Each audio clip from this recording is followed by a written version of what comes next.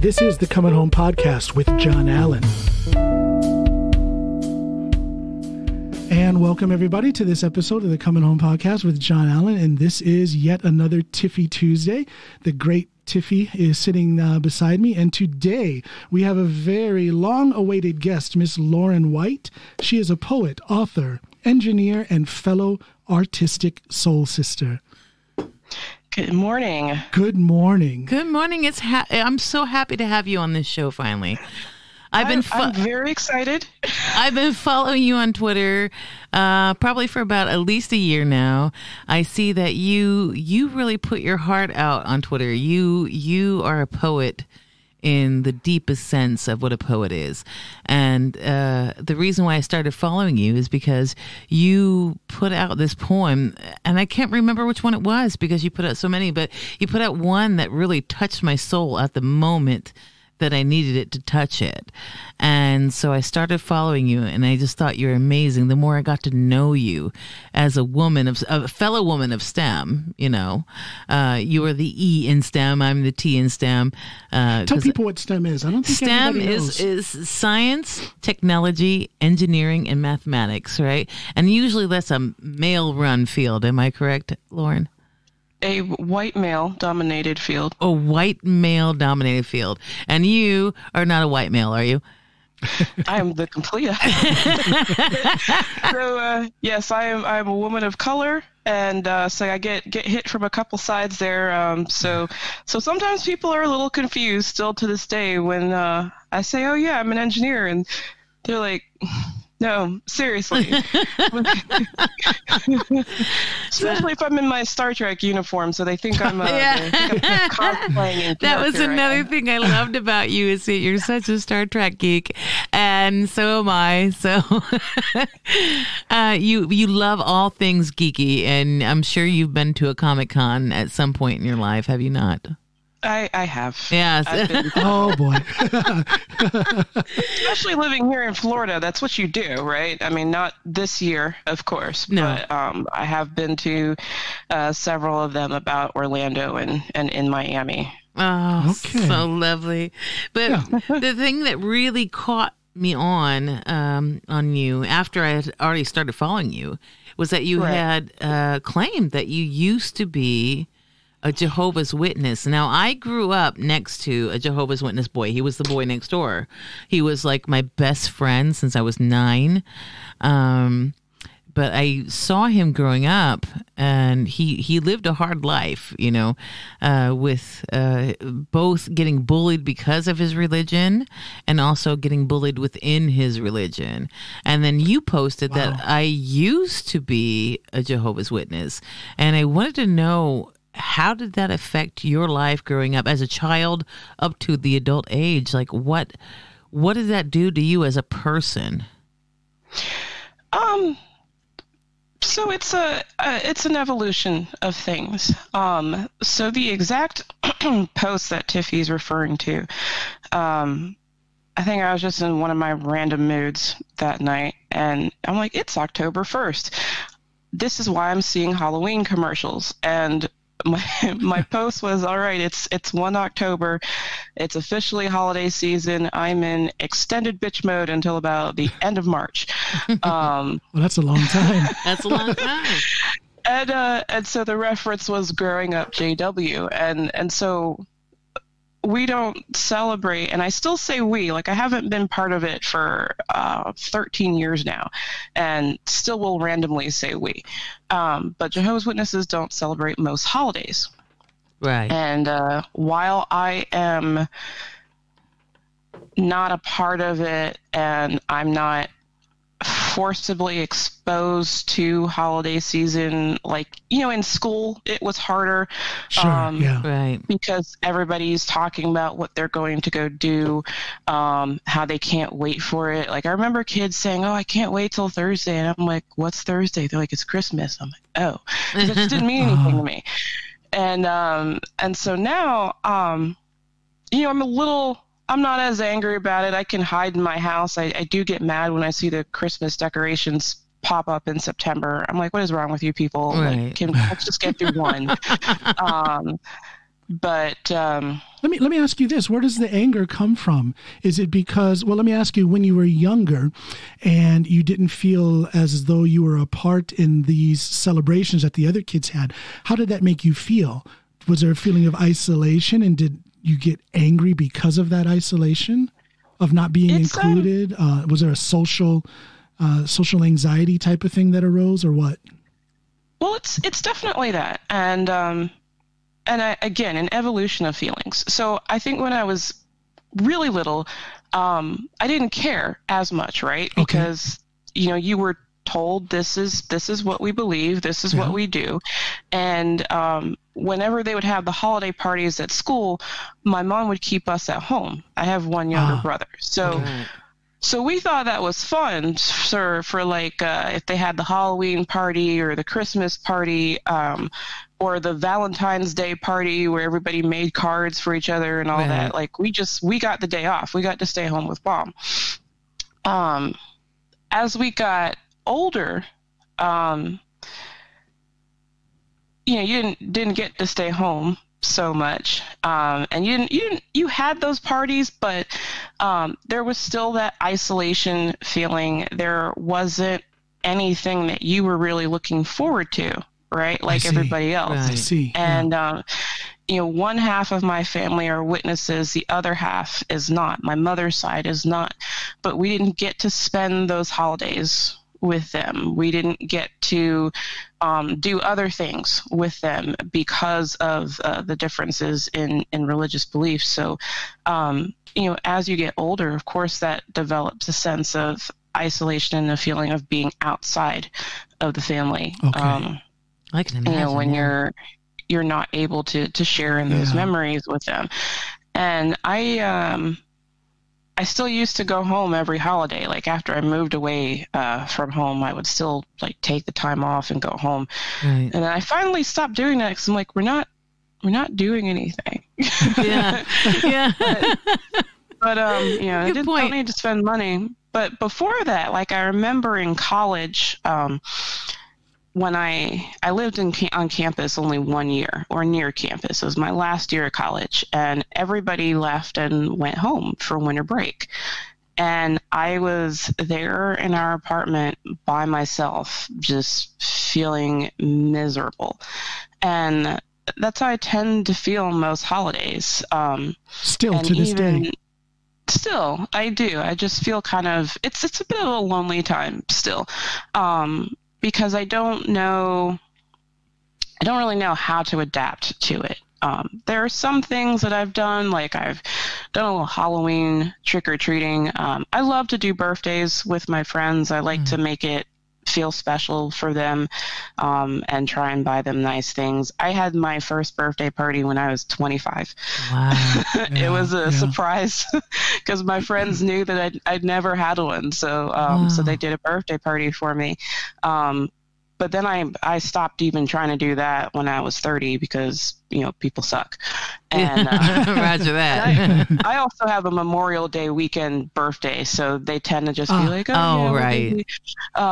So bad timing. And people will invite me to like their holiday parties, but I always get so deep in my social anxiety because I'm like, oh, this is like a family thing. Are you sure? Yeah. Like, I'm outside. Yeah. There. Yeah.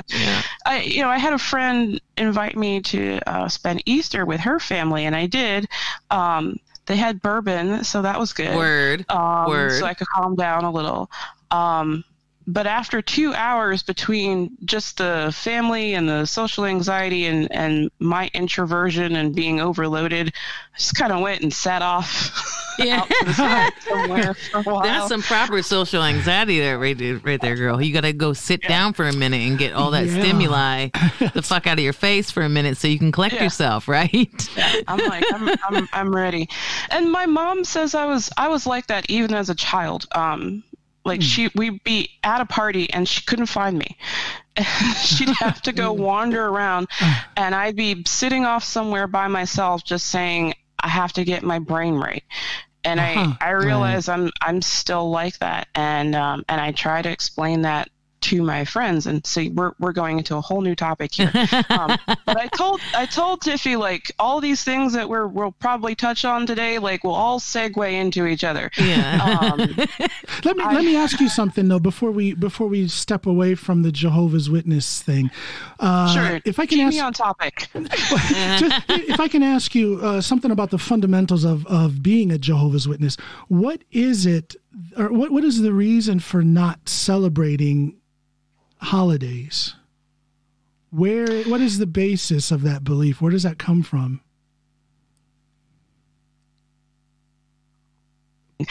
John, but, because there's a different reason for every holiday, right? Yeah.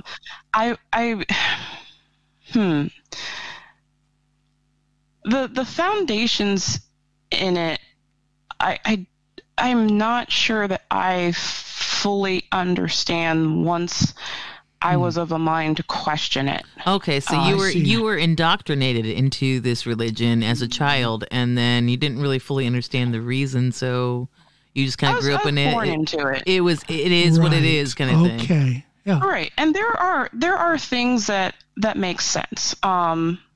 There are things that don't make sense. Right.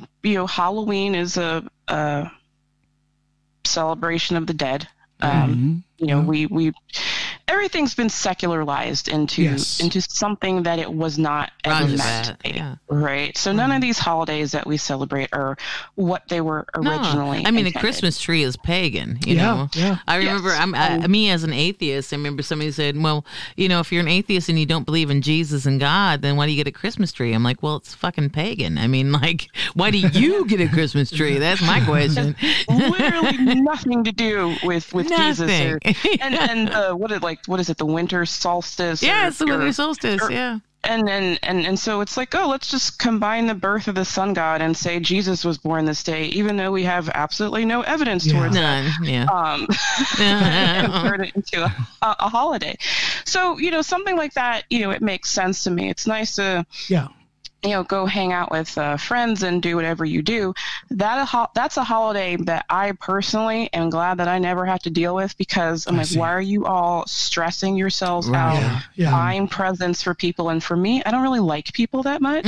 So my friends growing up, they'd say, well, what do you want for Christmas? And I'm like, nothing. Be like, well, I'm going to get you something anyway, so what do you want?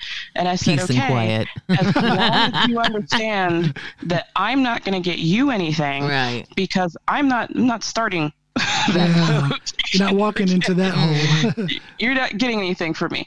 But something like a birthday celebration, there are two instances in the Bible where birthdays are mentioned, birthday celebrations are mentioned. So do we remember what those two are?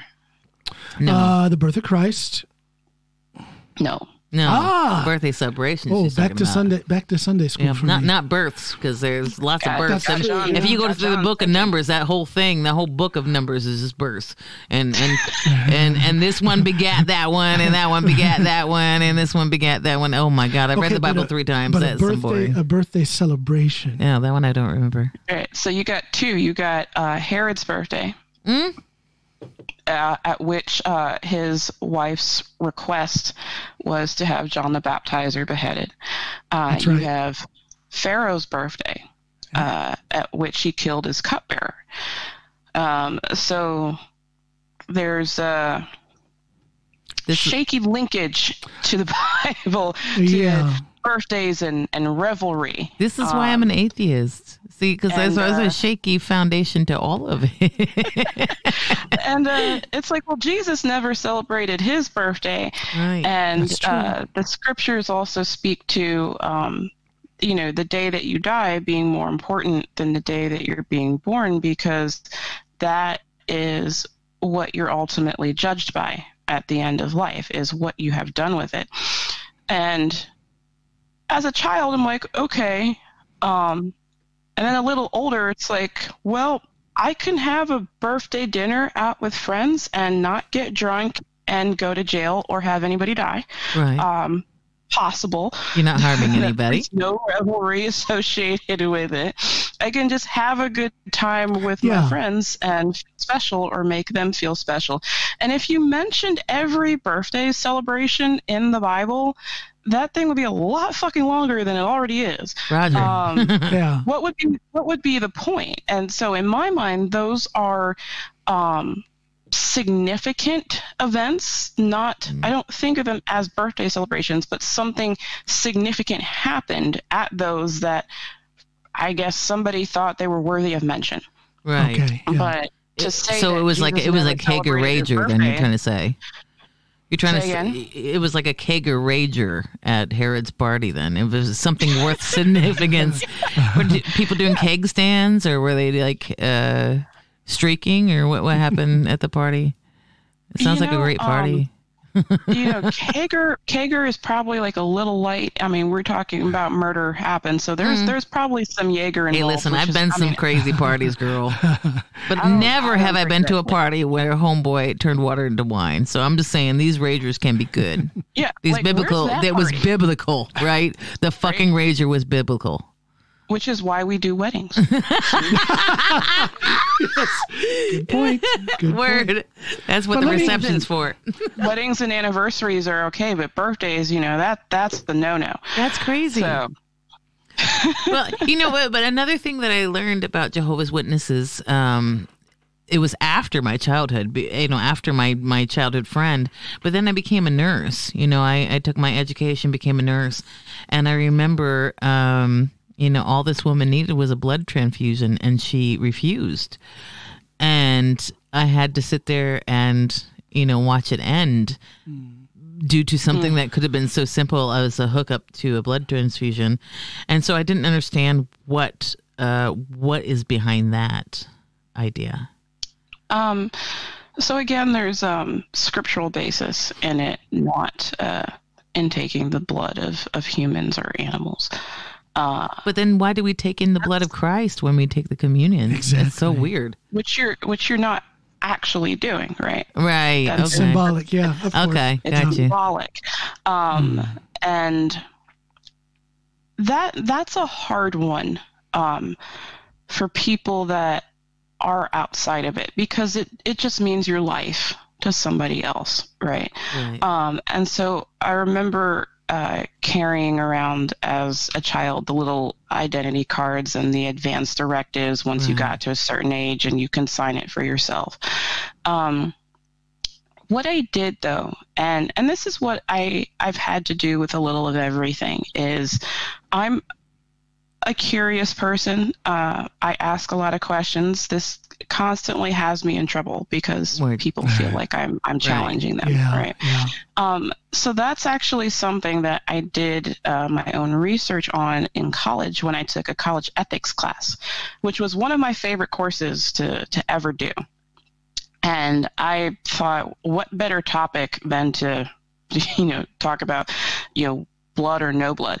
And I did the research going back to when it first started, and if memory serves, it started with people taking blood from sheep to put into humans. And that didn't go very well at first, as you could probably imagine. And so if you kind of go through the history of blood transfusions and all the risk associated with it, you might be saving your life. You may also be giving a HIV infection. There's a lot of risk with it. Yeah, but the whole thing is that now these days, we do. Now we have the science to make sure it's safe. We have the science to make sure it's safe. I mean, exactly. You can't. Yeah. And so there are at the time that I had done this research. So this was maybe my second or third year of college. I was still living at home, and I did the research kind of against it and for it. I pulled the scriptural background. The scriptures, I quoted them in the research paper that I did, spoke to the fact that a lot of hospitals at that time will now only do bloodless surgery, or at least surgeries where they do not have to do blood transfusions because of the risk associated with that. Yeah. And I did my presentation in class, and one of the girls was like, yeah, they're child killers, you know, blah, blah, blah. And I said, well, this is my religion. So we're not child killers. So you roll. And actually found another girl was a Jehovah's Witness in the class, and she came up to me just shaking her head like, yeah, we're just not going to pay attention to her. Wow. But there have been advances in medicine where you can do the platelets instead of a full blood transfusion, and they have the ways where they Is there a clean difference? the blood. Is there a difference in your religion between platelets and a proper blood transfusion? I mean, So that's still now somebody's that- soul going into your body, or is that not how that works? It's a matter of conscience. Oh, I and like how you put the guys quotes in the see me. air. We don't have visual on this podcast yet, but I loved how you put the quotes in the air on that one. Well, so then can it be said then that not all Jehovah's Witnesses, because the word on the street, if you will, is that Jehovah's Witnesses literally interpret the Bible. But if there's an exception made for platelets, then that means that there is room for a variance in the interpretation of the scriptures then among Jehovah's Witnesses. Am I right? Just like any other religion. I would not say that. Okay. No? Because based on, well, at least for that particular example, the platelet is not like your standard blood transfusion. And I guess somebody somewhere has done the research, maybe up at headquarters in New York, to decide that that's okay. That is not like a full blood transfusion. Yeah, I'm and just as thinking I said, it's still a matter of conscience, but I will agree with you that they do translate the Bible very literally. Yeah, because a platelet is nothing but a derivative, or I don't know. It's a component of what makes up our human blood. So it's not all that far removed from that literal translation, unless a little bit of personal and individualism is allowed in that translation of the scripture. So I guess here is where we get into the crux of my issue with religion. Yeah. And I don't want this to be like a bashing No, session. not at all. And it took me to, and it's not that. We're just kind of speaking to what some of these beliefs are. And some folks don't know, especially a lot of us don't know. Right now with voting season, a lot of folks don't realize that Jehovah's Witnesses don't vote. And I'm one of those. Jehovah's Witnesses no don't idea. vote. Get the fuck out of here. But what are you doing about it, girl? What are you doing with that inner turmoil right now? Because, you guys have a moral code, right? There's or not you guys, because you left Jehovah's Witness, but Jehovah's Witnesses have a moral code, but yet they don't vote to keep the moral code into their community. How do you balance that? So it's the reasoning behind that, again, going back to the scripture is, and you knew somebody growing up, so you may have seen this, but it's taking that neutral stance, right? So Jesus said, be no part of the world, as I am no part of the world. So that's very literal in the sense that it's taken. He said, pay Caesar's things back to Caesar, but God's things to God. And I'm speaking New World Translation, which is exclusively what the witnesses use. But you know what scriptures I'm talking about. I do. I know exactly which one you're talking about. Yeah. Me too. So, you follow the law, you pay your taxes, you do what you need to do to be a upright person in society. Beyond that, there's nothing that you need to give, right? Man's not going to solve problems. So we take a neutral stance. We're not voting for one side or the other. Actually, my mother said to me just a couple days ago, I voted for my president 40 something years ago. And I was like, just okay, Mom. And right. You don't do that, because eventually God's going to solve the world's problems, right? So I understand, yeah. There's no sense in voting. And Tiffy's over here like twitching. I am. Like, I can see your face like that. I'm like, what? No goddamn sense. With my atheist ass self, but I get it. I voted the last two elections. my parents don't know that. And I remember the first time I went, I was just like, I'm doing something naughty here. Really weird. It's exactly how it felt because it was so ingrained in me that you don't do this. I remember when I was in the sixth grade, we had this second election. When I was in the sixth grade, we had this this fake debate or whatever, and this was when Clinton was going against H.W. Bush. Right? So we had to have this mock debate in class. And I remember I grew up with very Republican parents, but I agreed with Clinton when I was in sixth grade. So I chose to debate on Clinton's side, and I was terrified to come home to tell my parents that I had chosen. Wow, really? I was terrified. Oh, boy. So I kept it quiet. I didn't tell them that. I didn't tell them, but it was like one of my proudest moments because I debated really well for a sixth grader, and I did my research before Google, all those encyclopedias. Remember Encyclopedia Britannica? I went to the library. I did all my shit. I was really proud, but I was too terrified to tell my parents how smart I was or how talented I was because it went against their beliefs. So I can't even imagine what you went through there. Yeah. So here's a question, Lauren. What did you go through? How was it when you walked away from being a Jehovah's Witness?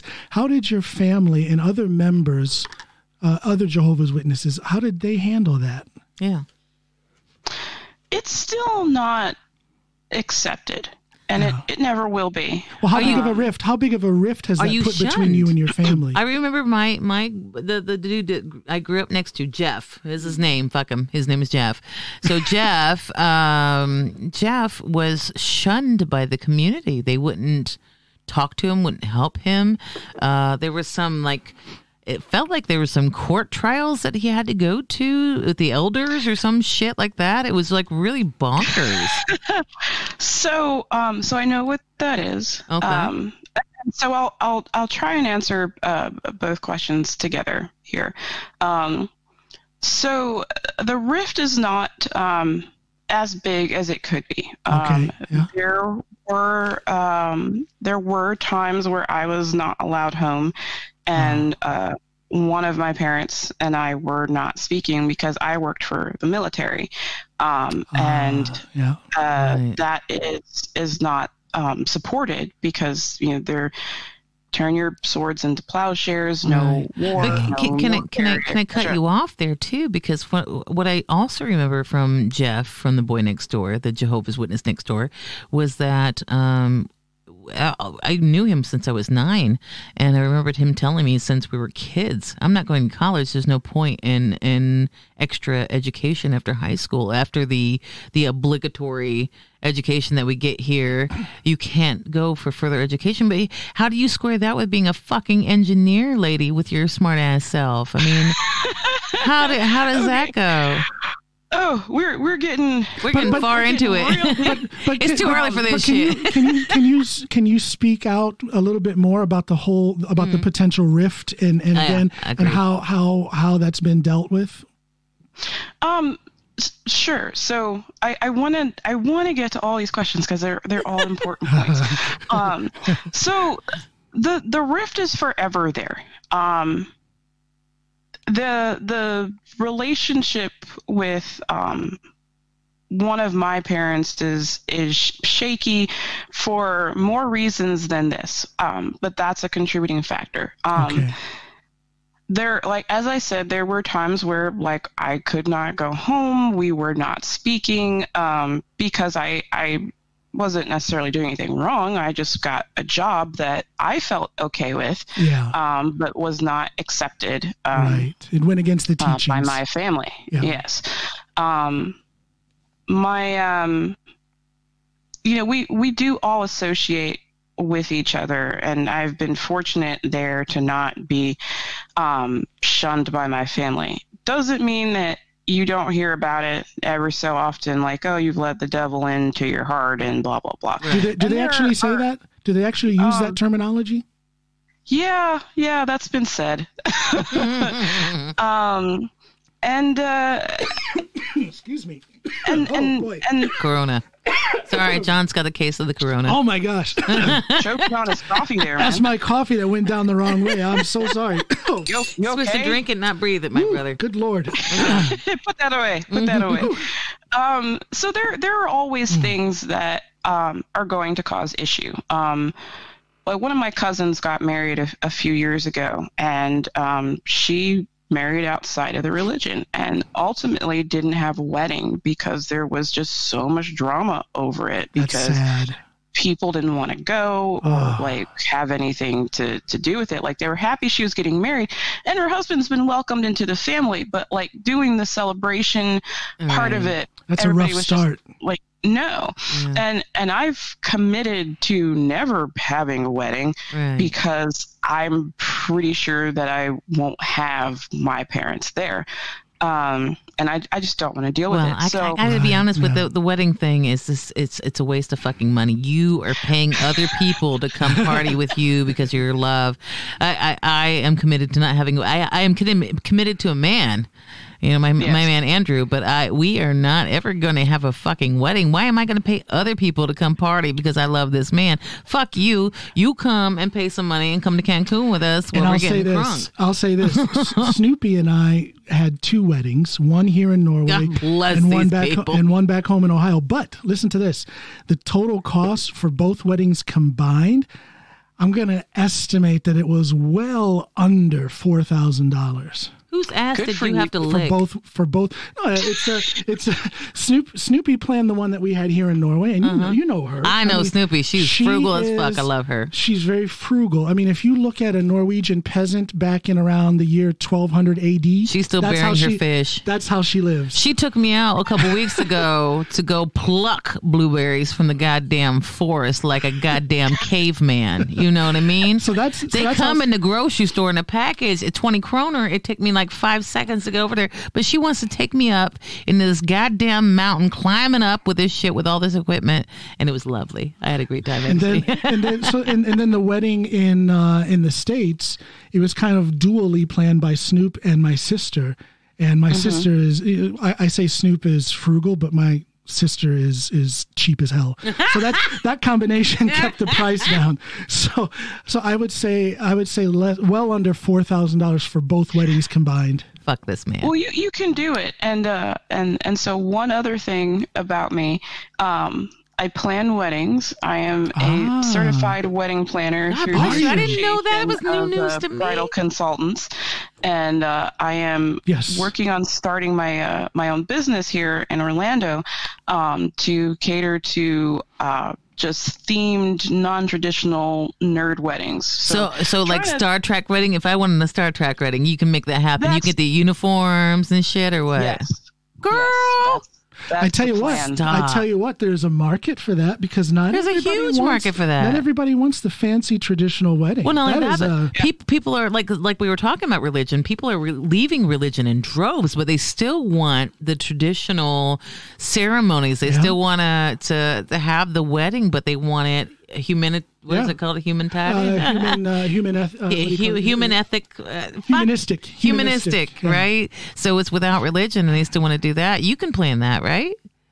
Yeah, I mean that's what I want to do is to keep the religion out of it and put the fun into it and make it you. Like your wedding's supposed to be about you, right. And I've planned enough weddings for friends, and then officially when I worked for a wedding planner when I lived in North Carolina.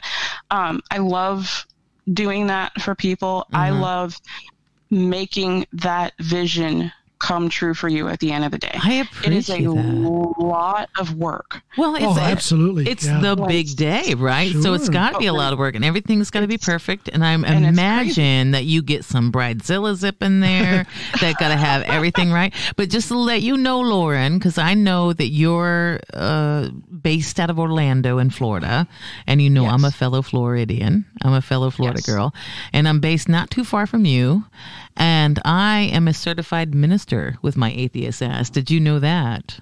I did not know I that. am actually this is why I'm an atheist, because I had to read so much of the Bible, and I'm like, this is some horse shit. But I passed the test, and I'm actually an ordained minister. So if you need me, if I'm in Florida and we need to marry some gay couple whatever, whatever issue that the churches don't let these people in, gay couple and that's pregnant before marriage or whatever. We will marry these people in Star Trek fashion. I mean, yes, whatever. Mork and Mindy, I'm down with it. Let's do this. Shut up. That show was lovely. Here's a question for you, Lauren. This is also for you, Tiffy, if you'd like to chip in. So far. This is how the podcast goes. But I'm going to pull it back towards the religion for one. Maybe the final question on it. But I just have this thought in my head. There's definitely one that I wanted to answer. Sure. Go ahead, and then I'll ask my question. Okay, you sure? Yeah. Positive. Yeah. Okay. So there was one. Not so much a question, but Tiffy had brought up court trials, and right. I'm doing air quotes again. Yes. And so that is a huge personal sticking point with me, and I'm going to explain. Oh, please do. What that is. So there are two forms of punishment for things that you can do. Mm-hmm. The first form is being reproved, and that can be public or private. Can you explain reproved? It's basically an announcement will be made to the congregation saying so-and-so has been reproved, and that kind of lets everybody know that you've done something wrong. Sanctioned. So you're put on blast, basically. So, yeah, kind of. It's public if it's felt that enough people know about it that, something needs to be said for, the retribution or well-being. It's like a public sanctioning. It is, but what would cause something like that? That's ridiculous. I will tell you. Thank you, ma'am.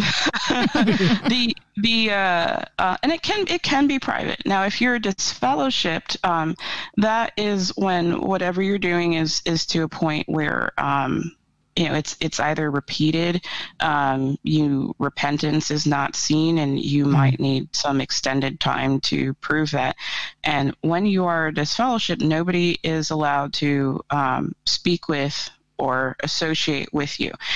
So a disfellowship is kind of like a shunning in the Amish culture. Like an excommunication. Yeah, that word, excommunication. Yeah. You can be brought back in because you can still attend meetings and speak with the elders, but usually you're away up to some period of time, like a year or so. Wow. That nobody can do anything with you. That's some cold-blooded bullshit. As you've proven that you are repentant and you can be allowed back into the congregation. I had an ex-best friend be disfellowshipped. I had an ex-boyfriend be disfellowshipped. And you actually will get in trouble for speaking to those people. Shunning I don't like to use because there are some people that cut off contact with their family members or their children. Like, I'm inactive. I'm not disfellowshipped or like officially removed from a congregation in any capacity. So if somebody you're still registered. Yes. Yeah.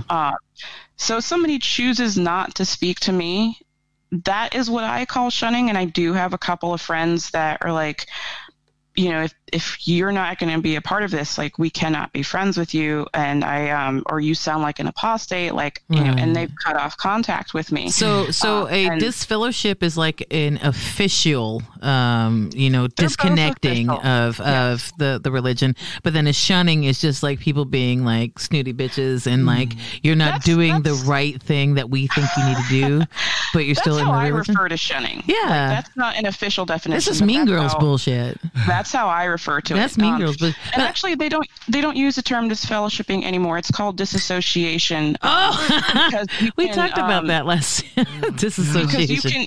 You can choose to disassociate yourself. So somebody very famous that disassociated from Jehovah's Witnesses was Michael Jackson. So that whole family was Jehovah's Witnesses. A lot of people don't know that. You're ruining my whole childhood. Why did you do that? I'm an sorry. Awful person. Well, there's so much that came out from Michael Jackson since my childhood. I think this is the least of my worries, but let's be real.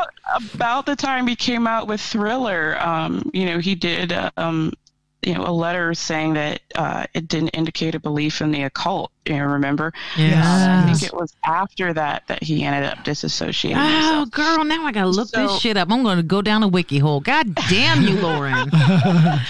So, actually, if you watch that VH1 movie that they do on the Jacksons, An American Dream or something, they do a scene in the Kingdom Hall. Oh, stop that shit. Now I'm going to look that up. So when I was about 18, I started dating this guy in a sister congregation, went to the same Kingdom Hall. And everybody told me, don't do it. Like, he's just stay away. And me, I go for the different people. That's what you do. And it. You collect the broken toys. Well, I do. Trying to work on it. But, I thought he was cool. Me, I love my white boys and, and if I had any kind of damn sense back then, I would have ran so far away and listened to all my friends. And if I had married him, he'd be dead in the backyard somewhere. Word, honey. But at the time, I was 18 and dumb and never really had a boyfriend because I wasn't allowed to have those. Right. I had one in secret in high school. I know how that goes. That was a month of pure stupidity. Oh, month, yeah. Those were long relationships back then. So me and this guy, we date for about 2 months, and I've never kissed a boy, much less done anything else. So, that was my first kiss. It was the first few other things. Never had sex. Just do what you do. You make out a few times and have some fun just being together. And then he broke up with me and went back to his ex. Over AIM. Over AOL. AIM, AIM, girl. We are going back. Let's not age ourselves back to the 1900s, girl. That is how he proposed to me over AIM, because he wanted me to marry him, and he broke up with me over. Wait, what is AIM? I'm lost. What is that? American. What was it? AOL? You don't remember AOL online instant messenger? Shut the front door. I don't know what AIM is. AOL. AIM was like the first. It was like the first Facebook Messenger back in the 1900s. I dude. Never saw that. You got to go back to where we had like. What? AOL Instant Messenger. Yeah. Okay, I don't think I ever. I remember AIM. It came right before MySpace. So, I'm like devastated, and then I start feeling guilty, like, oh, we should tell the elders about this stuff, and hurry up, Tiffy, I'm totally gonna call you out. Let's just call her out. Tiffy's going to pee, everybody. No, go ahead. Yeah, go ahead. I want Tiffy to hear this story. So I because that's kind of that's how you're indoctrinated, right? You're made to feel kind of guilty about some of these things, like guilt is unfortunately a big motivator in certain aspects of religion, regardless of denomination. Unfortunately, that's the way it is. Guilt and shame and whatever else. Yes. So, here's 18-year-old me, like, I made out a few times with my boyfriend. Like, we met up randomly a couple of times. Like, we should tell our elders and get counseling and get it together. And he was just like, no, I don't want to do that. And he was very insistent that we weren't going to say anything. And I was too scared to do it myself. So I didn't. And at that point, I was feeling so guilty that I was like, all right, let me put in the effort to try and get myself together. Because going back a little, about 13 years old is when I first figured out that this was not working for me. Like, something was just not right. And my parents caught on to that. And even at that time, I'm like, well, it's right. I just don't want to do it. Because that's how ingrained in my head it was. Like, it didn't occur to me to think that it was wrong. It just felt wrong for me. I see. Okay. And so that was an unpleasant conversation at 13 years old. I can imagine. Like not happy. Yeah. So here I am a few years later. I got baptized when I was 16, and then clearly like I'm making out with my boyfriend. So like I obviously need to get my shit together. So like I was just like all out in the service, and I was just doing all kinds of stuff and just trying to focus on my life. And meanwhile, this boy, which just leads into my bad choices overall, he's still trying to be friends with me, but that's a podcast for another day, right? The people we date and get into our lives, because he just realized I was the only friend he had. Well, about a year later, he messages me because we still talked. Right. And he's like, we need to talk to the elders about what we did. I'm like, why? It's been a year at this point. Like, why would we go and tell them? And he's just, I don't know. He just gave me all these excuses and things going on and wanting to have a clean slate. And as he's talking to me, I said, did you already tell? Oh, shit. And he's like, yeah, I didn't want you to talk me out of it. And I said, I wanted to do this a year ago, and you talked me out of it. And so I was still too scared at that point to say anything to my parents, even though I knew it was coming. Like, I wanted to tell them, but how do you tell your parents that? It's a terrible situation. Nobody's business, right? Terrible situation to be in.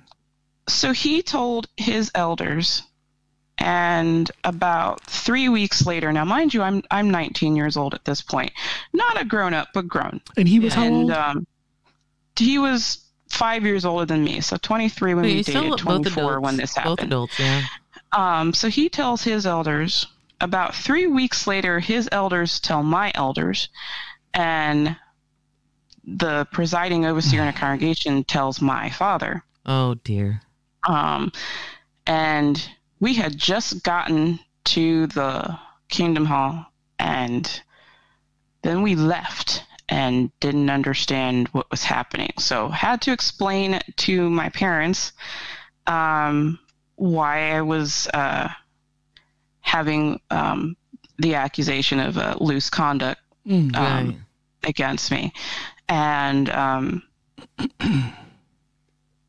when you have something like that, they form what's called a judicial committee, which is just elders in the congregation. That's the court I was talking about, right? Yeah, it's not a court, but it's fucking court. It's the elders in your congregation, right? And I had to not only tell my parents, but sit in front of 3 old men and have explicit details asked about what I did. Holy shit. See, this is too much. And this is what I want to go into, but with this religion and how, like, these court dates or whatever the fuck you want to call it, review or whatever the hell you want to call it.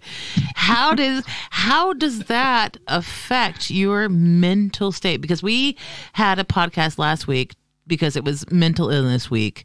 Mental illness awareness week. We're not trying to make everybody be mentally ill, but it was mental illness awareness week. And I know that a lot of my mental illness came from my indoctrination as a child of my religion and what I grew up in and stuff. And I know that you're, not necessarily apostate because, like you said, you're still registered in the religion. You're just not really fully practicing or whatever. Make me not an apostate. I don't practice it at all. Okay, so you're still an apostate then. Technically, in the church's eyes, sure. In reality, we know you are a sinner and you're going to hell like the rest of us. But I'm not trying to take anybody out with me. Yeah. That's kind of what the apostate definition refers to. Roger that. So, but you're an apostate. But how has that affected your mental ability? Because let's do a hard segue over here from religion to mental illness and how that affected you. I'm not saying you're mentally ill, but everybody's got their shit. That was the whole topic of the discussion last week, was that everybody's got their shit. How much baggage have you carried with you from the religious state of mind where you were into now your adulthood? How do you square things up with how you're living versus your religious life? How has that affected you to feel like you're going against your sky daddy or whatever? I don't know, the Jehovah. I don't know. Everybody's got their sky daddy, Thor, Odin, whatever. But you're right. I'm sorry. I'm offensive as fuck. Have you not listened to the show? Anyway, but I know religion fucked me up in so many ways until I became an adult. I became an atheist at the ripe young age of 30. You know, I grew up with all this indoctrination, kind of fought against it in my 20s because I'm like, this doesn't make any fucking sense. And then eventually in my 30s, I squared with it going, okay, that's all bullshit. But technically you're still in the church. So obviously you haven't told yourself this is all bullshit. It's just a lot of it doesn't square with me. So, but how does it affect you in your mental state as an adult now? So one point about that, like that isn't true as far as not being a part of it. I don't consider myself a part of it at all. I've just never felt the need to go write a formal letter to disassociate myself. Oh, so you have to officially sign out, like log out of the other religion? I would do it or like I would be brought to a committee again for them to decide that that's what needs to happen. So you can't just like walk past the building of the Jehovah's Witness headquarters and just drop your pants and moon them and tell them to go fuck off. You have to actually go through a step-by-step process. Yes. Okay. Yes. So it's not a right to work state. I just stopped going. Okay. And so there are a lot of people that are, and so that's what inactive means, is that you just don't go. And I have no intention of going back. Inactive sounds like a Manchurian candidate kind of thing, like you weren't plugged in or something. Like this droid is inactive. but Laura, so the event I'm speaking to is the beginning of the end there. So I had to do this committee. Of course, like there was all manner of hell going on in my house. Like my brother was 18 at that point.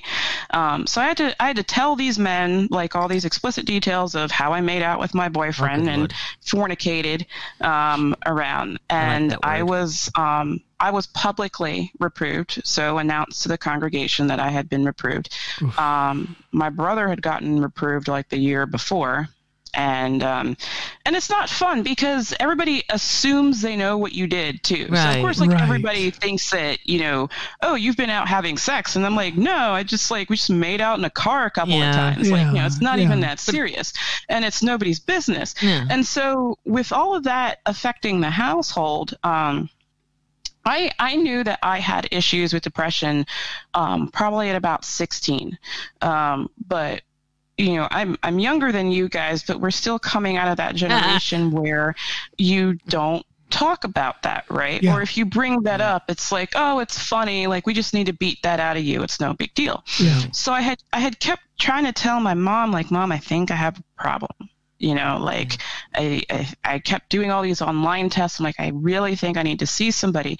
And we just didn't do anything.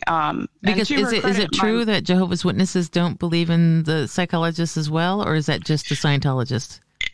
It was not advised. If you needed to talk to somebody, you talked to the elders. Yeah. Okay. Right. And so that's why I didn't bring it up with a lot of people. So when all this happened and I got reproved, so you get your privileges taken away, you can't comment and do certain things, and then you meet back up with the elders again, and I said to them, I really don't feel like I'm in a good place. And they said, don't beat yourself up. You'll be fine. And it was so much less about me and more about other things with the family. And that was the moment that I shut down because I was trying to tell people something. And it was just like, you'll be okay. And for the next year, I woke up every day how do I die? How do I do this? Nobody was taking you serious at all. No one. Nobody really knew those were the thoughts in my head.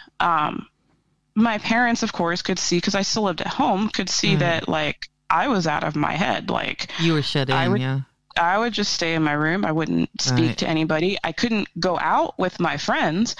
My grades in college. So I did go to college, which back to a point you brought up earlier. Yeah, I got all manner of shit for that because you didn't do that. Like you got enough education to support your family and be in the ministry. So when I went to college for engineering of all things, right?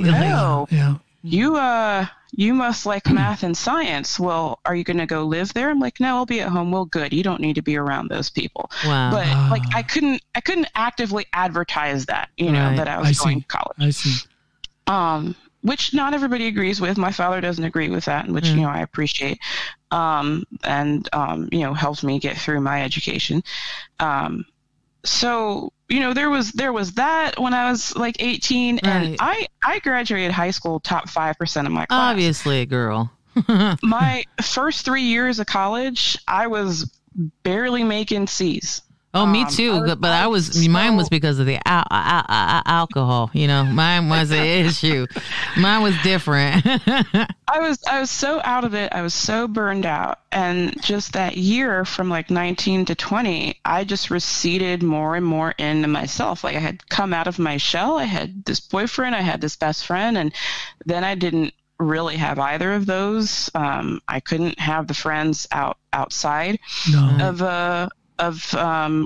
the religion. I remember like my 19th and 20th birthdays. I think I was just like alone in my room, like just hanging out. And it finally got to a point. It was so bad. Like I would drive down this road, and I would drive down it recklessly. Like maybe it'll look like an accident, Oh, a girl, I've been there. I just didn't want to be here. And didn't have the courage to do it myself, I think. Like I would look at all the ways to do it, but never actually do it. Because, well, let's be real, though. The realism is that you still had hope. That's why you didn't find the reason, the way, or the method, or the manner and stuff. I mean, let's be real. Suicide is a crazy fucking thing. And I know I've had those thoughts, too. But for me, those were intrusional thoughts. They weren't things that I actually wanted to do. It was a thought that just came passing. Like, what if I just stepped out in front of this bus thing? I feel you on that. But now you're talking about that. You're talking about that. But I do have to wonder, is that what got you into the poetry realm, of why you went from this pain, from this childhood pain that grew up into a adolescent pain that grew up into young adulthood pain?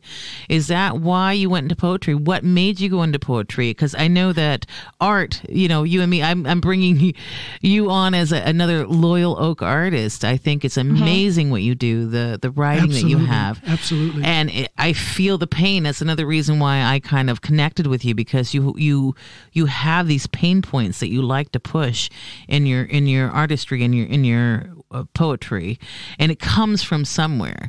So I was wondering if not just a Jehovah's Witness thing, it was just an interesting part of your past, but there's a lot of things that build up a person and build up an artist in their lifetime, and I'm wondering if that has any kind of point to some of your art, because I know you're also you wrote a book, ma'am. You wrote a book. Tell us about this book, because I just ordered it, but I haven't gotten it yet because the post office is like so goddamn slow. But tell us about this book of what you've written. So, Tiffy's got me on like 3 different questions here. I know. I go everywhere. So the book is called Sunshine and Whiskey. I'm a whiskey drinker. Words. Usually what I have here at What's your favorite? Give it to us. That is way too hard. All of them. Yes. I started with Jack, and then I went to Crown, and then I went to Ireland and Scotland, and I just never went back. So I drink Jameson normally. Like I'm partial to Irish. You bougie bitch. Okay. My favorite Irish whiskey is Napug, but it's too expensive for me to be drinking that shit all the time. So I just get Jameson or Tullamore. Scotch if I'm feeling fancy. bourbon is reserved for old fashions. Right. I just make that toilet hooch. You know what I mean? I'm broke, man. Just a little bit of bread and some fruit. You're fine. All right. When you get here, we'll do something. And my favorite color is yellow, so that's where the title of the book comes from. But Sunshine and Whiskey, is that a collection of poems? It is a collection. Okay. And I started writing, oh my God, maybe middle school, elementary school. It was always an outlet. So I don't know where it came from necessarily. I just knew that I always wrote things down. It was just a method of catharsis. It's what I did. Yeah. And in middle school, we used to have, in where I grew up, we used to have Write a Book, where they had the challenge the students to write something in some genre. And I tried nonfiction one year. That just was not my thing. And in middle school, I wrote a poetry collection, and me and another friend who were actually still connected together on Facebook, we both won first prize in the poetry category in middle school. And so that's the earliest that I can remember that I had a collection of poetry. Like I just gathered these random things I had around my bedroom. And of course, as I got older, I would say in middle school, I probably wrote more visually, but even then, the judge said that I wrote with like a lot of clarity, that you could put yourself. You can visualize it. Yeah. When people read it. But my high school poetry is a lot darker. As teenage years are. Absolutely. I went through my goth phase too, girl. Lots of eyeliner. I get it. So much eyeliner. Oh my God. Yeah, and that's when we were all like blogging our entire lives on MySpace too. Where you were just, like, on MySpace, like, oh my God, everything's horrible. Everything's horrible. So the book, if you look at it, you'll see it's divided into 5 parts. So the first part of the book is called Summer. Summer is my nickname. My parents were going to name me that, but being Black in America, she never wanted us to have a name that people might use to have predisposed opinions about us. So I'm white, and which is weird now because Summer is actually a fairly common name. Was it not common when you were born back in the 1900s? 1980s. 1980s, me too. I still get mad at her. I'm like, oh, Mom, why didn't you just pick Summer? Because what they went with was Lauren, which 1986, Peggy Sue Burke popularized the stage name Lauren Bacall. Oh, yes. And so everybody was naming their daughters Lauren. But my entire family calls me Summer. There is not anybody that I grew up with that calls me Lauren. And if they do, because that's the name that I use now all the time, and I'm like, what the hell did you just call me? No, stop what you're doing. What's wrong with you? So the first part of the book is my early stuff, because I didn't really use Lauren until I was maybe 23 or so, and I moved out of Maryland. And so those are like my early poetry. And in that chapter, you can see like I'm growing up. I'm just trying to figure it out, Right. And then the second part of the book is called Lauren. Like I'm an adult now. I've moved out of my home. I'm kind of out in the world. I've abandoned religion. I have no idea what I think about life. I have all these things in my head that are there because they're supposed to be there, and I'm trying to get them out because I don't actually know what I think, and I don't have the space in my head to figure that out. It feels like the book feels like it's a journey of growth as a human, as a Lauren human or a Summer human, and that's what I intended. It's an individual experience of growth, and we grow with you through the book, and I think it's interesting. And that's what I wanted, which is why it's gigantic. It's about 400 and something pages. Oh, wow. Because I didn't feel like I could cut out any poem, because if I did, it wouldn't be that story. That's a lot of writing. I never, well, it's about 20 years worth. Yeah. And So there's kind of, this initial 20 is when I finally, I had that shutdown period that I mentioned earlier. Right. And my mom was finally like, what can I do? Because I wouldn't talk to anybody but her.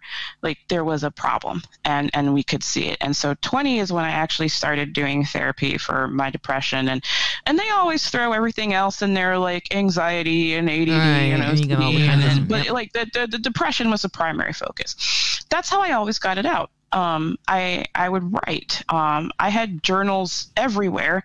Of course, people don't respect privacy, and they would read them. Fuck so, yeah, girl. Fuck yeah. I grew up with two brothers, so fuck these people. But I gotta ask you what your inspiration was to write it down, because I grew up the same way you did. Nobody respected my goddamn privacy. I grew up in a trailer park. The room quarters were short, and you can find my diary anywhere. Nobody respected my privacy, so I stopped writing my feelings, and I just swallowed them in a real healthy way. Oh, wow. And put them real deep down. What inspired you? And that was sarcastic, by the way. I swallowed them until now I need medication. But what did you do, or what was your inspiration to start writing it down versus swallowing them like I did and becoming a crazy person? I don't know that writing it down is necessarily not swallowing it, because I still became a crazy person. Oh, girl, preach it. But I don't know. I just always did that. So it was just ingrained who you are, because I know John is wanting to write a book as well. I'm going to help him with writing that book. But John's got to tell me the stories, because John can't, as we're doing it, John does not write the stories down for me. He has to record it with his voice, because he's not a writer. But you, on the other hand, are a writer. You can write your feelings down. John has to speak it with his buttery, delicious voice. I can write. I write in the sense that I write music. I'm a songwriter and lyricist. That I can do, but to actually give a story form to my life experiences for this book, for some reason I can't write that down. It's the process stops. But I can sit in front of a microphone alone here in my studio and send that to Tiffy, who then can transcribe it and all that good stuff. So I think we're all just different. I think we're all just different in that aspect, because I know that writing process, for example, with my music, with my lyrics, that is straight up therapy for me. I get a very tangible and immediate feeling of release, of a lightening of the load when I do that. And I think that if I didn't do that, I'd be a lot worse off than I am. But it's just strange that I'm able to do that with my music, with my lyrics, but I can't do that when it comes to telling my story for the book I want to write. It's just a weird separation right there. I don't quite understand it, but. And so maybe, and this is me randomly speculating out of my ass. As we do. Writing your story might not be therapy for you. Music is therapy for you. The lyrics are therapy for you. But the story, while it's something that you want to do or feel like you need to do, might not be as cathartic. You haven't found that voice yet that needs to be spoken in to tell that truth. I think Lauren makes an excellent point. That's a great point. Not that I'm going to, John, I'm going to, because she just brought this up, and I'm not bashing your book idea, because you've got a book there. But like Lauren says, that just kind of put a light bulb over my head. If you can't write it yourself and let the feeling flow through you, like the feeling flows through you with your music, or the feeling flows through you with your comedy, whatever comes more natural. Because with Lauren, hers is writing. With me, mine's painting. I paint out my frustrations. I just paint out my anger. I paint it all out, and I put it all on the canvas. And you, with your delicious buttery cream voice, right, Lauren? I was telling you, he's got a voice like butter, butter. Oh, thank you. Yeah, and then he gets on a podcast with your loud ass. I know, right? Good mix. Is this a good mix or what? Let me put the microphone out. No, fuck y'all. You're the audience. You knew what you were coming into. Tiffy Tuesday's been a thing for some months. You know what you was walking into, motherfuckers, coming up and on this show. Okay. So, but anyway, but Lauren's got an excellent point. Like maybe the writing isn't for you. It's for me though. I'm all about writing, but I'm not like Lauren. Lauren is an artist with her words. She gets the feelings out. Me, I just get the factual bullshit out. You know? Yeah. So we're all different. It's so funny that that you call me an artist, and that's something that I am struggling with. Well, suck it up, bitch, because now you are. You're a loyal artist. You're part of the community. So welcome to our tribe. Thank you.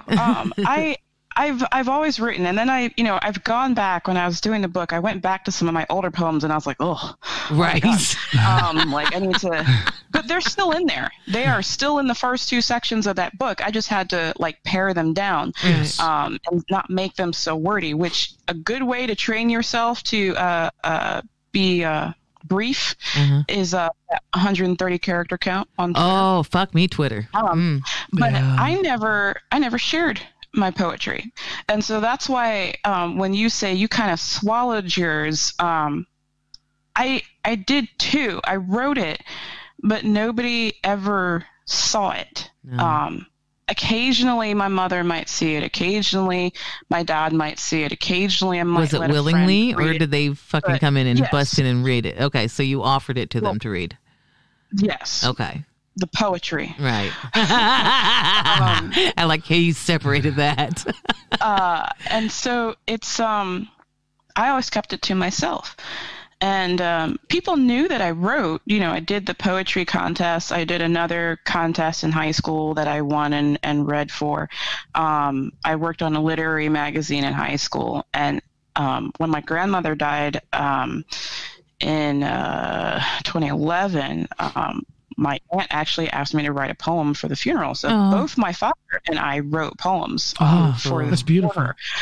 And so, my mom would always say, you guys should publish. Like, she's told me and my dad that for years. Like, you guys should publish. And it's just like, why do that? And my aunt would say the same thing. And so, going through this struggle with my depression and trying to figure out who I am, and me, like, I would get up and just leave. I would go do something else. So I went from Maryland. I moved to North Carolina for 3.5 years, and I moved to Orlando for 2 years, and I moved back to North Carolina. And then I was like, oh my God, what have I done? And then I moved back to Florida. Girl, and yes. And I'm staying here. I bought a house. I'm not going anywhere. Yeah. But I've had a couple mental breakdowns. Like I've spent time in a psych ward. So, well, the first time I did was in, oh my God, I don't know what year it was, but I was in North Carolina, and my therapist was just kind of like on the fence, like, I want you to go. But then I went there, and the crazy thing is I was so worried about my homework. It was 2013, right. 2014, because I had started my master's degree. I was so worried about missing class that I talked to the doctor. I was like, you gotta let me out of here, man. I've been there. And he's like, you know what? You're fine. Go home. So, but was this a voluntary? Was this a voluntary? Or was it a Baker? Or was it where you were? In other words, she said, "I want you to go," and I drove myself. Okay, so you decided it was a good idea. You were free to leave. You were free to leave at any time you wanted, right? No. I still had to get released from the doctor to be able to leave once I checked myself in. So then legally it was an involuntary admission. I guess so. Okay. I guess so. But I drove myself. Right. All right. They didn't put you in a suit or anything like that and drag you in by your hair. She didn't feel the need to she's like, will you go for me? And I was like, all right, fine. Gotcha. Now, 2 years ago, 2.5 years ago, various things. I'm back in Florida. I'm having some job issues. I've dated a couple ass hats. Weird. I'm shutting down, not feeling anything. My mom and my aunt came to visit me, and it was just like, oh my God. And I hate that. I hate that. Wait, I'm sorry. You hate what? What is it you? I hate feeling that way. Like I don't want people there, right? I love my mom. I love my aunt, but it's also like, you need some alone time. Please, you need to be alone. You need some time to breathe. And my best friend had come to visit me earlier that year. And I remember, and I told him this later, I'm like, dude, I saw you at the airport. And he grabs me in this big old hug, and I'm just like looking at him because I felt nothing. Right. I didn't feel anything. No. And so later I end up saying to my therapist, like, I need to do something. Like, we need to do an outpatient program. I need to check myself in somewhere. She helped me research this place in Winter Park, right. You know where that is, Tiffy. Yeah. And so that I voluntarily did a 6-week outpatient program. And while I was there, I was like, I really need to get back to writing regularly, because what would happen is I would write, and then I wouldn't write anything for like a year. Right. That's artist like work. Yeah, girl. Come out, and then I wouldn't do anything. And I said, I am going to start writing again. So that's when I started my first blog. Well, is this how the book started? We gotta. How did the book start? Yes. This is all like part of that. Okay. So that's when I started blogging and really challenging myself to write every day, and using random inspiration like the Merriam-Webster Dictionary word of the day or song lyrics. I got me an app for that. Yeah. And I wrote every day for probably a good year. And then how many readers or followers did you get during that time? Was it significant? Like on the blog, it was only like maybe 100, but on Twitter, I had, you know, when you're first on Twitter and you're just sitting at those 30 followers, like, because nobody cares about anything you have to say. Right here. Yeah, we got to work on that.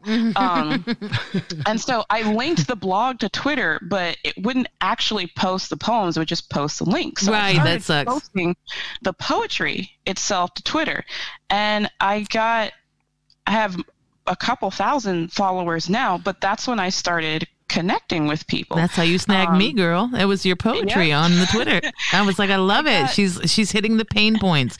She's hitting what I feel.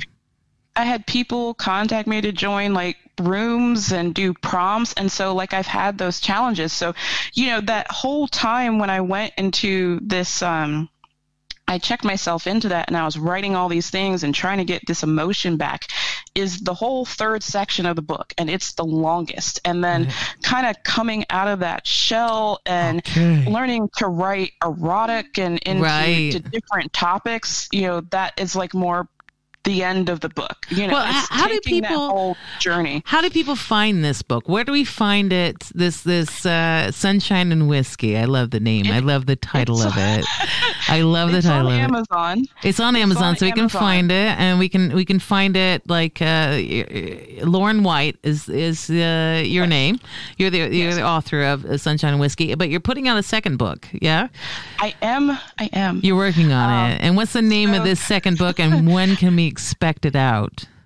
The second book is called Innocently Devious. And my editor, Jeanette Spohn, Polar Bear Editing, she actually used to live in Florida and lives in Maryland. She's from Titusville. Oh, she's from Titusville. So I love me some Titusville. Love so Titusville. She started following me on Facebook because she loved my Star Trek uniform, and I started asking her a bunch of questions, and I was like, hey, let's just do this. So now she's working on the second book for me. She's actually drafted the cover, which I am, if she's okay with it, I'm happy to give to you guys. I did put a draft on my website. Right. So well, we're going to actually link. We're going to link to your book. We're going to link to your website. Send us all your information. Send us the links, and I'll make sure it gets on the posting of this episode. Because now you're an official, officially you're a Loyal Oak artist. And what Loyal Oak artists do is like, it's kind of like a union of artists that don't pay any dues. We're just trying to lift each other up in what we're doing. We're all starving artists, or people who are just starting out, or people who are just finding our footing. And we want to express your work on our page. We want people to notice you and notice the heart that you give, because I think that's what you gave to me whenever I found you on Twitter. And me too. Yeah, there was a connection there. There was even if you're not an artist, the words that you use, the words that you post on Twitter, it's something for everybody. It's something that is it touches to the deepest part of our souls. The words that we don't want to speak, you write them. Yeah, and I think that's like important. That's the only way you should write. I tell people I never write for shock value. No. You'll never see me write about flowers or landscapes. Like, it's just, you have to write your heart and what's in there. And I can tell that a lot of times, like real. your Twitter posts, I don't know if they're necessarily old poems that you had from back in the day, but it definitely feels like you're just writing it in the moment. You wrote it in the moment, and in the feeling that you had right at that fucking moment, you stayed in it long enough to get the words out, and then maybe you went down and took a nap. You know what I mean? It's like you put it all out on the table. I feel a special bond with your poetry when I read it there on Twitter, because you seem to be writing. I mean, to me, it's obvious that you're writing from the heart, from pain. There's this. Hi, Snoopy. Snoopy's coming with some water for me. She's going to stay the best way shyly off camera. But your writing speaks to me because it's obviously from the heart, and I felt like a kindred spirit type of thing, because I recognized my way of writing my lyrics in the same way that you write your poetry. I can't put words on it, but it's that organic, in the moment feeling, in the moment, down to earth thing, and it spoke to me right away. It's when that sunshine and whiskey hits you. So when then you get all honest. So when Tiffy, a lot of them come out of whiskey. Yes. Word. Yes. So when Tiffy suggested that we talk to you about coming into the Loyal Oak Artists thing, my answer was, of course. I mean, it just fits. And the Loyal Oak Artist concept is just like Tiffy said. It's like an artist collective. Like-minded artists, even though we have different mediums. Different genres. Yeah, different genres, different mediums, but like-minded in the organicness of it. Yeah, and getting your feelings out in whatever method you can, because it's a crazy world right now. And if we don't get these fucking feelings out, and Lord, I want to back up for the microphone. If we don't get these fucking feelings out, we're going to go crazy as fuck, because, at this point, you get to the point where you see somebody not wearing a mask. You kind of want to punch them in the face, but there's a part of you that's like, no, don't do it. It's not going to help anything. But getting these feelings out of all this shit that's going on, 2020 has been some bullshit. Throat punching is something that you have to curb on a regular basis. Throat punching, yeah. Well, see, that's what what I found out, Lauren, with the throat punching. Now, I found this out. If you do it with your elbow. Right? Don't throw punch with your knuckles. You go with the elbow to the throat. Then you don't hurt your wrist, because then that will fuck up your writing. Good point. See, I'm with you, because it fuck up my painting. I don't hit with my knuckles, because you can bend that wrist and pop it. So if you threw like elbow to the throat. So what I would suggest for anybody, and I tell people this all the time. I appreciate that my words resonate with people, and even people that have reached out to me on Twitter that don't know me, they just said, I feel like I can talk to you because your shit's real. It's real. And like, can you just walk me through this thing going on in my life? So like you said, I collect broken toys. It's not on purpose. You do. You collected me. but we have to talk about it, right? We got to talk about it. Sure. And so what I tell people is, right. There's a friend I have who she's teeter-tottering on the fence of divorce, and it's just like, I just don't know like how to do it. I'm like, write it down. Right. There you go. Just write what's I have. Write I it down. Two Draw a journals picture. here. I got one that's my Star Trek wedding life to-do list. I got another one that's just I don't know. It's just like another journal. I got a journal at work. I got a journal in my nightstand by my bed. I just write. And that's how you get it out. And we appreciate release. We appreciate the way you get your emotions out in your work. And so that's one of the reasons why I wanted to share this Tiffy Tuesday with you, with another fellow Loyal Oak artist. I wanted people to explore the mind of another broken toy like me, and explore the mind of, because there's different ways to get these feelings out. Like John has his music, and I have my painting, and you have your writing, and there's so many different ways to get out the craziness, to keep your sanity at least on a even keel. Let's just say that. I say it all the time. I'm so lucky to have, I have my music, but I also have the podcast itself, and I have stand up. If I didn't have those three things, I think I would be, like I said, a lot worse off than I got neighborhood children to yell out and call little cunts. I mean, like, you gotta get the feeling out, like whatever you're feeling. Even if the children didn't do nothing, they just walk by the house. I'm like, you little fucking cunts! Just because it's a good feeling just to call some little child. Call somebody a cunt. Call somebody else's child a cunt. Even the good ones, because then you remember the little shit that you remember in the kindergarten or whatever, when you're picking up your kids. It doesn't matter. Some child got on your nerves and you wanted to call them cunt and you couldn't, you hold it in. But when they would walk by your house, you just scream it out the window. Gotta get it out. Just like the ice cream man, like. I have one question though before we wrap this up. The process of actually putting the book out there, was that something that scared you? I know a lot of artists. I shouldn't even say that. I'm speaking for myself.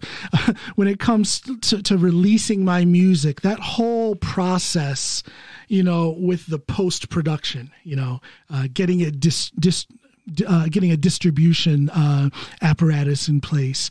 I'm already thinking about the stress that's going to be there to print up my book and get it out there on Amazon or get it out there on my website.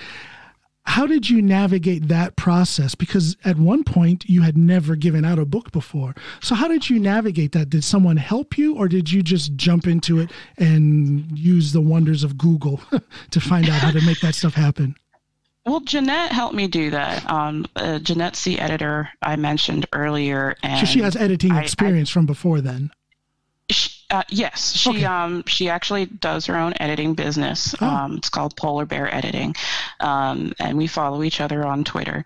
And so she helped me with determining the best methodology and setting up Amazon to do it through Amazon self-publishing. And I'm not a promoter or advertiser, so it's not like I have a lot of sales, but it's there and it's a pretty easy process to use. As far as are you conscious of? I'm sorry. Go ahead. Go ahead. I was initially, like, at first I would check it every day, but like I had family and friends and Twitter followers buying it. Yeah, I was going to ask, are you conscious of sales and the income from it, profit and all that stuff? Or no, you just put it out there and it's going to live its own life? Yeah, I just I stopped not caring, but I'm not like obsessed about it, right? Like if people want to buy it, great. I also wrote a 400 and something page book, and poetry is a fairly dead genre. There aren't a lot of people that are just going out to buy poetry, right? Unless they've always been interested in literature. The second book is only about 80 pages. And I'm hoping still tired from the 400. I'm hoping people will be more willing to read that one. It's like a short story of sorts in the form of poetry. Putting it out there is terrifying, especially a genre like this, because you're putting your heart and soul and secrets out for everybody. For literally everybody. Much like every music. time I release a single, I'm scared to death. Even though in my heart I do my music for myself. But when that step comes to take it and put it out there and let other people hear it and form an opinion, scary. Yes. It's terrifying. But you do the same thing with your stand-up, John. I mean, same thing. Then you get out there. That's the difference between stand-up and putting your music out there. Because if you suck with your music, people just won't buy it. But then you don't get anybody buying. But if you suck in comedy, they will fucking tell you to your face in the crowd. Yes, you suck. Get off the stage. They sure will. Absolutely. So I think it's more scary to get up on a stage. There's a certain nakedness with stand-up comedy that doesn't exist with music or even with writing or even painting. But then there's the podcast as well, where especially on some of my solo episodes, but even some episodes with Tiffy on Tiffy Tuesday, I'm putting some personal things out there. Are you worried about the comments that you get on the YouTube page? Like, are people going to be nasty or something? Or are they going to be? I fully expect them to be, and I guess I'm not worried about it. I'm going to say something to the people listening. Then, if you like what you hear, we do appreciate your comments on the YouTube page. I say we, like this is my fucking podcast. I'm in your house drinking your coffee, using your microphone. Tiffy Tuesday is your series. It's my series. Yes. I don't own any of this shit, but anyway. Where was I going with that story? Oh, the comments and the comment section. So if you like what you're hearing, or if this resonates with you in any way, I mean, like I met Lauren on YouTube on Twitter. She resonated with me with her words, with something. If something resonates with you, and you like what you hear, please comment, please like and share this. And if you don't fucking like what you hear, I'm sure you already left a comment. You already left a comment, and thank you so very fucking much, and I will be happy to respond to you post haste. Okay, too fucking sweet. I'll be happy to comment to you. But yeah, please go ahead and comment. I mean, if any of this resonates with you, let's start a conversation online. That's what the whole point of this podcast is, to reach out and talk about the things that, are important to you. I know Tiffy Tuesday, I only talk about what the fuck is important to me. And, because I'm the only one in this fucking world right now on Tuesdays. So I'm the most important thing. But Lauren, thank you so much for coming on our episode of this podcast, for sharing your art with us, for sharing your past with us, and for sharing your experience in religion. And, and this is going to resonate with some people, because I know this resonates with me in my childhood and in my next door neighbor boy, Jeff. I mean, he's still in my heart. I still write to him in prison. So, and he is in prison. So yeah, that's another story for another day. Okay. But yeah, I still, it's important to share our different life experiences, because the more we get to know each other and the more we can put ourselves in other people's shoes, yes, I think the better this world would be. Absolutely. And Amen. your Amen. art is making the world better, and I cannot wait to receive your book in the mail finally. Amen, says the only Christian on this episode. With your sky daddy. Anyway, Lauren, thank you so much for joining us. And look, but before we leave, can you do me a favor? Give us a shout out to how we can buy your book, how we can follow you. I mean, what's your shameless, call sign? Shameless plug. What's your call sign on Twitter? My handle on Twitter is Poetic Engineer. One word. I just changed it. And the website is called thepoeticengineer.com. Okay. And there's a email contact form on there if people want to get a hold of me. And as I said, on Amazon, Sunshine and Whiskey book, I found that you have to put book in there or you're going to get all kinds of other stuff. Sex toys. Sunshine and Whiskey book. Lauren White and Innocently Devious. When can we expect that to come out? That title came from an ex, so we can tell that story next time. Ex of sorts. Didn't last long. And when is the second book going to be available? Hopefully next week. Okay, so we're there. Of finishing that up. We're tasting it up. And okay. that'll be on Amazon as well. Will that also be on your website? Yes. Thepoeticengineer.com? Yes, there is some info on the website about it. I've actually posted the foreword of the book on the website. Okay. I'm so excited. I'm so excited to get the next book. I'm still excited to get the first book. Thank you again. Once again, Lauren White, the Poetic Engineer, another woman of STEM. I'm so happy to finally meet you. I can't say face to face because of the Rona, but I'm so happy to finally meet you. And I'm so happy to share you with the world, girl. Me too, you. You keep doing what you're doing, and first podcast ever. I have to say thank you as well. This has really been like I tell everyone, the purpose of my podcast is I'm a little selfish to start with because I want to get something out of it for myself, some new knowledge, some therapeutic warmth, and you have definitely given that. And then I pass it on to my listeners and hope that they can get the same thing. So thank you so much for being here. Thank you. I really appreciate you having me on, and we didn't even get to any of my notes. So let's do it again. Well, I tell you, you're coming back. You're coming back. You're a loyal Oak artist. You're a loyal Oak artist. You're in the family. You're in the family, bitch. Okay. Yeah. So that's it then. Yeah. Thanks again. Once again, Lauren White. Stick around for a second after I sign off, would you please? Lauren? Absolutely. Okay. Yeah. And this has been yet another Tiffy Tuesday in the Tiffy Tuesday series on the Coming Home podcast with John Allen. Thanks for listening, everybody. Say goodbye, Tiff. Goodbye, Tiff. Bye, everybody. Thank you and goodbye.